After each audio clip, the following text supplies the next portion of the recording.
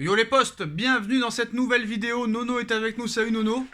Salut Sacha. Alors Nono, on va parler du fair play financier. Beaucoup de clubs pourraient être sanctionnés dans les prochains jours. L'UEFA va sanctionner le PSG, l'OM, le Barça, redouté chaque saison par de nombreuses équipes. Le fair play financier va livrer ses sanctions jusqu'au bilan comptable 2020-2021.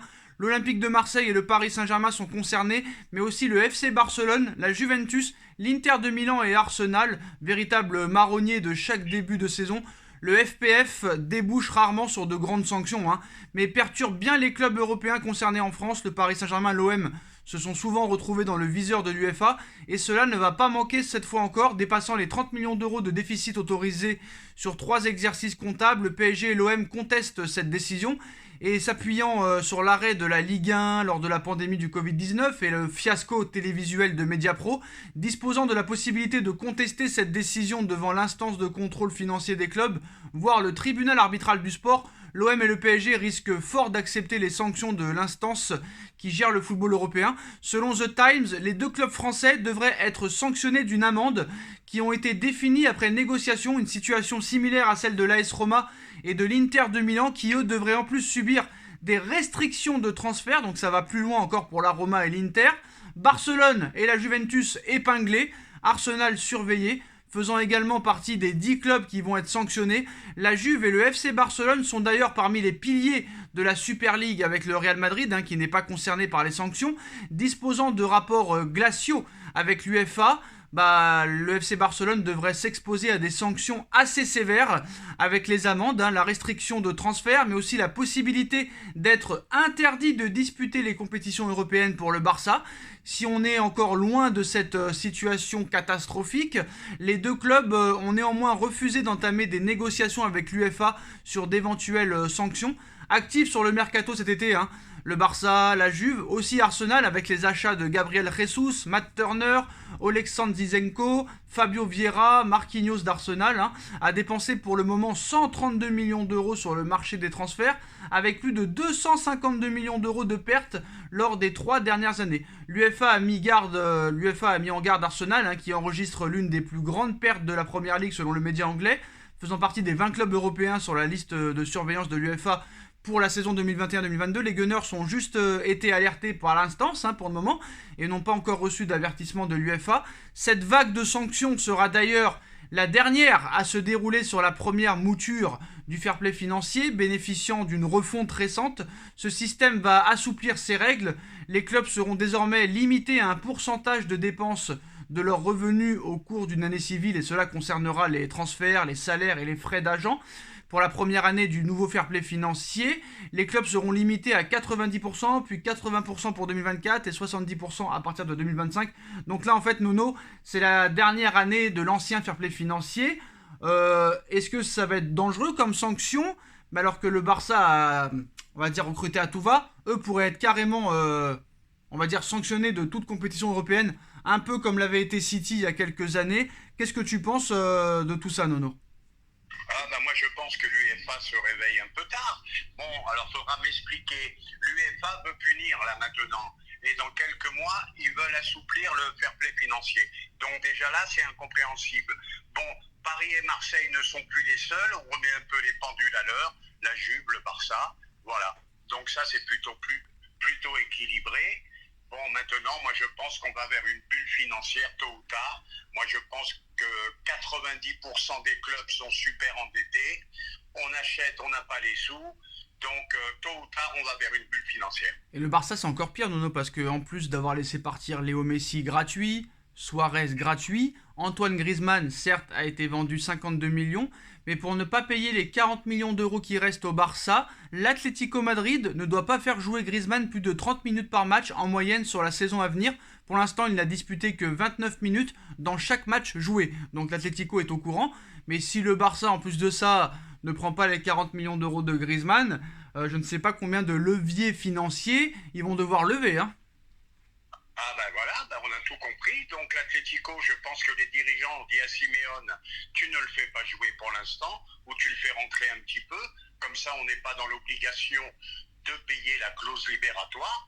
Donc Griezmann risque de se retrouver à Barcelone. Et qu'est-ce qui va arriver? C'est je sais plus combien, c'est 1 tonne de salaire à l'année, je crois. 20 millions par an, Griezmann. Alors on tape beaucoup sur Paris, sur City. Alors pourquoi City ne fait pas partie des clubs qui pourraient être sanctionnés, je ne sais pas. Pourquoi Manchester United, qui a dépensé 1,7 milliard en 10 ans, n'est pas aussi dans cette liste. Et Chelsea aussi. Chelsea qui pourrait encore lâcher 60 millions d'euros plus 11 millions de bonus pour s'offrir Anthony Gordon, le joueur de Everton. Donc Chelsea aussi, c'est illimité à tout va. Pourquoi eux, par exemple, Nono, ne sont pas dans cette liste d'éventuelles sanctions? Ah, ben là, je serais dans l'incapacité de te l'expliquer. Chelsea sont pas loin de dépasser les 300 millions d'achats. Il n'y a pas eu beaucoup de ventes non plus. Donc, je te le dis et je te le répète, Sacha. Je pense que on va vers une bulle financière dans pas longtemps. Une bulle financière, c'est-à-dire? C'est-à-dire, ne sois pas surpris si tu entends que quelques clubs sont en faillite, quoi. Un jour ou l'autre, ça va s'arrêter, les dépenses à outrance, les dépenses illimitées. Tu ne peux pas faire avec ce que tu n'as pas, c'est impossible. Ouais, bon bah merci quand même Monsieur Platini parce que c'est juste quand le PSG et City sont devenus très puissants financièrement que ce fair play financier est arrivé quand même, hein, faut pas l'oublier. Hein. Ah ben on est d'accord, mais on sait très bien que City, le PSG, ils gênent les clubs institutionnels. Voilà, on le sait ça. Bon Nono, on va passer aux infos mercato concernant le Paris Saint-Germain et quelques coups de gueule. Hein. Naples finalise la venue de Keylor Navas. Il sera le gardien titulaire du club italien. C'est une information de la Repubblica. Pour moi, c'est une honte la façon dont on a traité Keylor Navas, de le jeter sur le banc comme ça sans aucune raison. Alors Naples va le recruter. Est-ce que ça va être en prêt? Est-ce que ça va être en transfert sec? Pour l'instant, aucune idée. Mais en tout cas, Navas va nous quitter. Et pour moi, c'est un scandale et je suis très triste en apprenant cette nouvelle. Ah bah moi j'irai pas jusqu'à là, mais je pose la question. Donnarumma se blesse. Qu'est-ce qu'on fait en Ligue des Champions? On fait la Ligue des Champions avec Rico en numéro 2. Donc je pense que c'est une grosse erreur. Bah, faudrait poser la question à Campos et à Enrique, hein, surtout que Galtier et Campos ne comprennent pas la fermeté d'Antero Henrique dans les négociations, surtout pour les départs, hein, que ce soit Navas à Naples, ou Paredes à la Juventus, ou Herrera à l'Athletic Bilbao. Rien de concret pour Draxler et Rafinha. Moi, je comprends pas en fait, parce que Campos, en fait, il comprend pas pourquoi Enrique est aussi ferme dans les négociations. Donc ça veut dire que Campos voudrait laisser partir ses joueurs presque libres. Il a pas envie de se faire d'oseille. Alors ça veut dire que Paris a tellement d'oseille qu'on n'a pas besoin de vendre des joueurs chers. Ça veut dire quoi ça? Pourquoi Campos il pense ça? Ah bah moi je pense que là il y a eu une erreur dans l'organigramme. Pourquoi avoir mis Enrique dans les pattes de Campos? Ça c'est l'habitude. Bah non, bah heureusement Nono. Aussi bien au niveau des directeurs sportifs bah non, heureusement, que des Nono. joueurs que des... Bah voilà. non, bah non, Enrique, bah non. je vois pas ce qu'il a à faire là-dedans. Alors, je sais pas si tu m'entends, Nono, mais n'importe quoi. Parce que Campos, là, si tu l'écoutes, il vendrait Navas 1 million, même pas. Limite, il lui résilierait son contrat. Paredes, il le vendrait presque gratuit. Et Herrera, presque, il le paye pour le laisser partir. Alors qu'Enrique, lui, il veut des transferts. Il veut de l'argent en contrepartie. Pour moi, c'est Campos le fautif, là, si on écoute l'équipe. Ah mais là on est d'accord, on est d'accord. Déjà qu'on vend pas cher, Campos et Galtier veulent se débarrasser à tout prix, mais on peut quand même pas les faire cadeau. Donc là on est bien d'accord. Donc Campos va devoir encore faire ses preuves sur les prochains mercatos, parce qu'en tout cas, les indésirables ne sont pas prêts de partir. Nous sommes le 23 août, si je me trompe pas. Et il reste plus que 8 jours avant la fin du mercato. Paris a toujours besoin d'un défenseur central, d'un milieu de terrain, d'un attaquant. Et pour l'instant, on ne peut pas réellement savoir qui sera ces joueurs-là. Et Galtier et Campos commencent à en avoir marre. Déjà des petites sanctions déjà des petites tensions entre l'entraîneur et le directeur sportif et le conseiller sportif. Ah ben ils savaient bien quand ils sont venus que les indésirables ça allait être très dur, avec des gros salaires. Ils n'ont pas une grosse envie de partir, à part les sélectionnables pour la Coupe du Monde. Donc c'est compliqué, on peut pas dire autre chose. Ouais, parce que c'est une situation qui paralyse en plus le mercato parisien dans le sens des arrivées. Et Galtier et Campos s'impatientent et commencent à mettre la pression sur leurs collègues. Si tout se passe bien en interne pour le PSG, qui roule sur la Ligue 1, ce n'est pas forcément le cas en coulisses. Alors on a à peine fini le clash Neymar-Mbappé, Nono, qu'on enchaîne avec le clash Galtier-Campos versus Antero Henrique. Ça s'arrête jamais, hein. Ah ben ça c'est notre histoire, voilà. On n'a pas le droit d'être heureux dans ce club. On se régale depuis 4 journées, depuis le trophée des champions. Et voilà, faut qu'il y ait des Non mais merdes Nono, je suis désolé. qui viennent. Mais non, mais ils ont qu'à faire comme les autres clubs. Pourquoi Campos ne fait pas la même chose? qu'il faisait à Lille quand il vendait des Osimhen à 90 millions et des PP à 80 millions, ou comme à l'AS Monaco quand il vendait des joueurs, des Mendy, des Bernardo Silva, une tonne d'oseille. Et pourquoi Enrique ne fait pas la même chose qu'il faisait à Porto? Pourquoi quand on arrive au Paris Saint-Germain, ouais, on a tellement d'oseille, c'est bon, si lui il part gratuit, c'est pas grave. Si lui il est prêté, c'est pas grave. Non, faut avoir de la fermeté, une autorité. Et tu dis au club, pour Gay, c'est 15 millions, pas moins. Pour Diallo, c'est 20 millions, pas moins. Pour Paredes, c'est 23 millions, pas moins. C'est comme ça qu'il faut dire, mais ils affichent pas leur prix. Donc c'est simple, ils sont pas clairs. Ils sont pas clairs dans leur travail, Nono. Oui, mais là, Chacha, on est d'accord. Là, on va pas faire comme hier à se contrarier tous les deux. Là, je suis d'accord avec toi.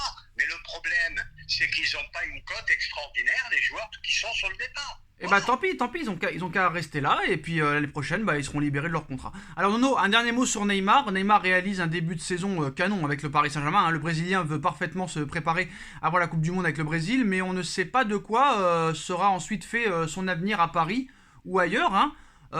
Santos voudrait tenter le coup. Encore une fois, à la fin de ce mercato, je pense que ça ne se fera pas. Mais peut-être qu'après cette saison qui va se terminer au mois de juin prochain, Nono, bah peut-être que voilà, Neymar, comme il l'a dit dans une interview il y a un peu plus de 6 mois, que ce sera sa dernière Coupe du Monde et que c'est possible qu'après, bah peut-être que sa carrière pourrait ralentir et peut-être qu'il pourrait quitter le Paris Saint-Germain. Mais bon, en tout cas, je pense qu'avec un salaire de 30 millions d'euros par an, Nono, je pense qu'il va rester jusqu'en 2027, moi, hein. Honnêtement. Mais moi je dis qu'il faut arrêter de se poser des questions. Profitons du grand Neymar qu'on a en ce moment. Profitons-en au maximum. On verra après la Coupe du Monde quelle sera son attitude. Mais moi je dis qu'il faut en profiter. Hier j'écoutais encore les journalistes de l'équipe. Et ben voilà, il va y avoir des problèmes après la Coupe du Monde. Et patati et patata. J'avais presque envie de leur dire, mais messieurs, heureusement qu'ils sont là, ces joueurs-là. Vous vous serez retrouvés avec un championnat de France 3 contre je sais pas qui, que des matchs pourris, que des purges. Mais les mecs, ils sont jamais contents. Ils sont jamais contents. Nono, un dernier. Au lieu de dire on s'est régalé, on se régale, c'est du grand football, ils te disent eh ben on attend février pour voir ce que ça donne en Ligue des Champions. Incompréhensible, tous ces journaleux-là. Un dernier mot sur la rumeur Cristiano Ronaldo à l'Olympique de Marseille. Eh ben, je vais peut-être te surprendre, Sacha. Eh ben, c'est peut-être le seul club avec le Sporting de Lisbonne qui reste pour prendre Ronaldo. Non, le Sporting, il a refusé. Et je dis pourquoi pas. Pourquoi pas. Alors, le Sporting Lisbonne a refusé. Enfin, c'est Ronaldo qui a refusé de retourner au Sporting Lisbonne. Après, il faut m'expliquer comment il pourrait payer le salaire à Marseille, hein, honnêtement. Ah, ben là, c'est un autre problème. Mais là, je vois plus où il peut aller. Plus personne ne le veut. Là, je vois pas un club en Champions League à part Marseille, je vois plus personne. C'est pas qu'ils n'en veulent plus, c'est que le salaire est tellement énormissime qu'ils peuvent pas donner un salaire comme ça à un joueur de 37 ans, que ce soit le Real, l'Inter, le Barça, City, Paris et tous les clubs qui l'ont refusé. Oui, je suis d'accord avec toi, puis en plus c'est au niveau sportif qu'ils en veulent plus, parce qu'ils disent qu'ils pressent plus, qu'ils courent plus. Voilà, donc eh ben moi, une triste fin pour Ronaldo. Là, vraiment, l'un des plus grands joueurs de tous les temps qui finit comme ça m'attriste. Ça m'attriste. Et ben voilà les postos, c'est la fin de cette vidéo. Dites-nous en commentaire ce que vous en pensez. On like, on partage, on commente, on s'abonne et on se retrouve très vite pour une nouvelle vidéo. Salut Nono, salut à tous. Tchuss. Salut Sacha.